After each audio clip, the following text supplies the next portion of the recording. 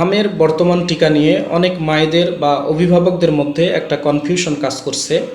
অনেকেই আমার কাছে মেসেজ করে এবং কল করে জানতে চাচ্ছেন যে তাদের বাচ্চাদের আগের 2টি ডোজ কমপ্লিট আছে, অর্থাৎ 9 মাসে এবং 15 মাসে তাদের বাচ্চাদের 2টি টিকাই দেওয়া আছে।